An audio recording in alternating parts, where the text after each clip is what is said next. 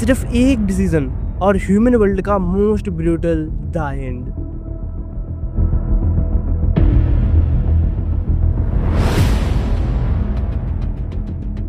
आज अगर आप और मैं जिंदा हैं तो शायद सिर्फ इस एक इंसान की वजह से, जिसने कंप्यूटर सिस्टम को नज़रअंदाज करके यूज़ की अपनी क्रिटिकल थिंकिंग और एक सवाल पूछा जिसने उस टाइम के हजारों लाखों लोगों को नहीं बल्कि पूरी मानव सभ्यता को बचाया। आज के 8 बिलियन लोग।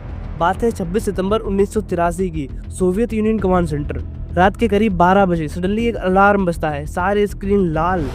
सैटेलाइट सिर्फ एक सिग्नल स्क्रीन पर फ्लैश कर रहे थे, लॉन्च डिटेक्टेड, लॉन्च डिटेक्टेड। एक न्यूक्लियर मिसाइल सोवियत टेरिटरी की तरफ बढ़ रही थी, फिर एक और फिर पांच मिसाइल्स सोवियत की तरफ बढ़ रही थी। कंप्यूटर का डिसीजन बिल्कुल क्लियर था, न्यूक्लियर अटैक कंफर्म, और सोवियत का प्रोटोकॉल भी इसके रिस्पांस में क्लियर था। इमीडिएट लॉन्च को रिपोर्ट करो और उसके काउंटर अटैक में हंड्रेड्स ऑफ मिसाइल लॉन्च करो और शायद वर्ल्ड वॉर 3 स्टार्ट हो जाता। उस रात ड्यूटी पर थे स्टेनिस्लाव पेट्रॉन, जिनका काम था सिस्टम के ऑर्डर को एग्जीक्यूट करना, ना कि डिसीजंस लेना।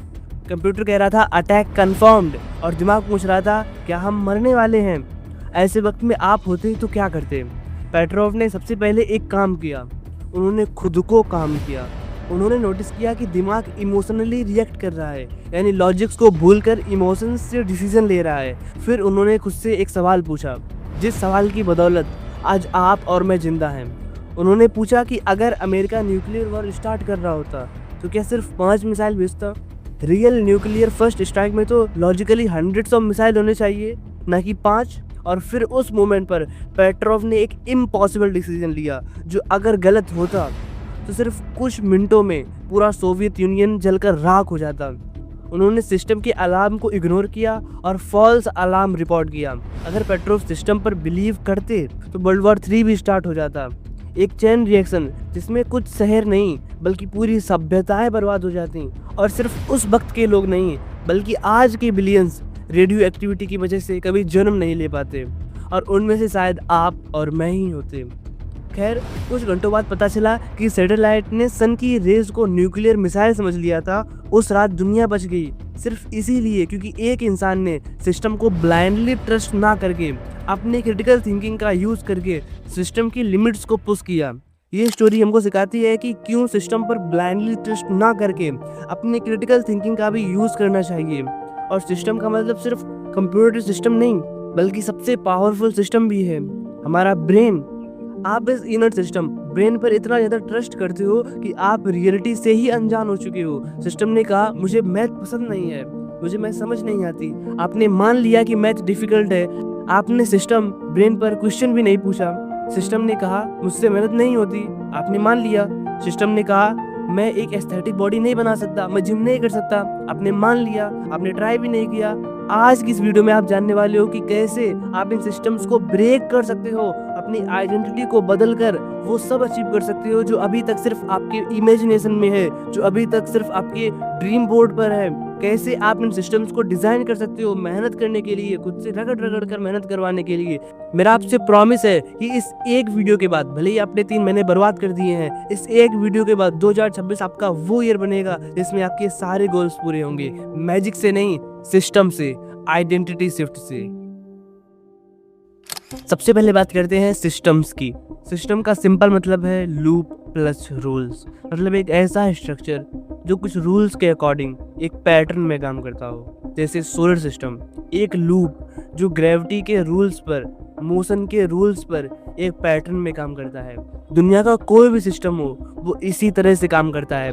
फिर वो चाहे दुनिया का सबसे पावरफुल सिस्टम हमारा ब्रेन ही क्यों ना हो, जिस सिस्टम को समझकर डिकोड करके कुछ लोग हाइपर सक्सेसफुल बन पाते हैं। देखो, हमारे इस ब्रेन सिस्टम में मल्टीपल लूप्स होते हैं, ego loops, fear loops, habit loops.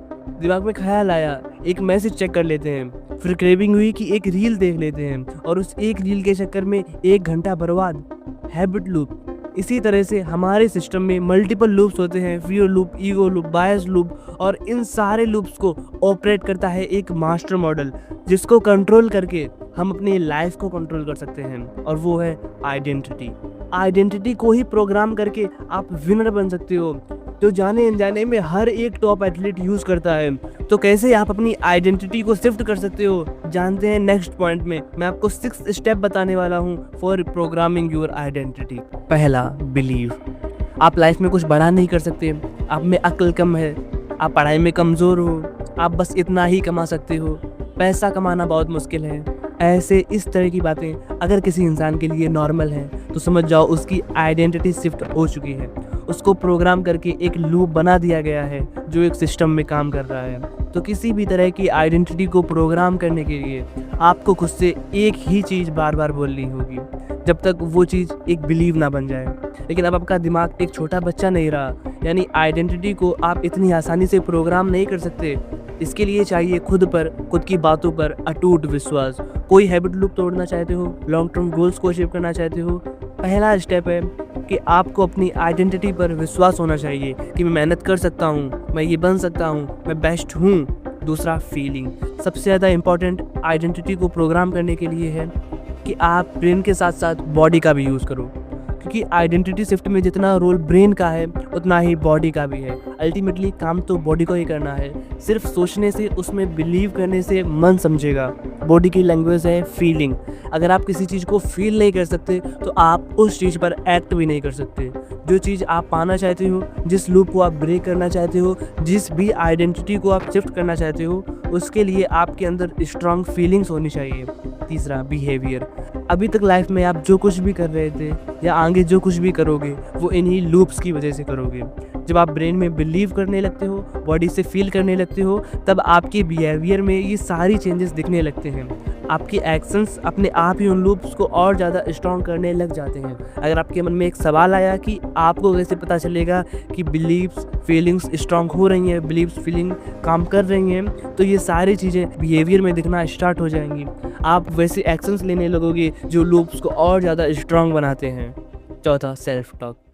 अगर आप खुद से हर रोज़ ये बात कहते हो कि मैं एक्सरसाइज नहीं कर सकता, मैं पढ़ाई में कमज़ोर हूँ, मैं सुबह जल्दी नहीं उठ पाता, मैं लंबे समय तक पढ़ नहीं सकता, तो ये सेल्फ टॉक आपकी पहचान, आइडेंटिटी बन जाते हैं और फिर एक लूप। तो किसी भी आइडेंटिटी को शिफ्ट करने के लिए आपको खुद से पॉजिटिव सेल्फ टॉक बोलने हैं।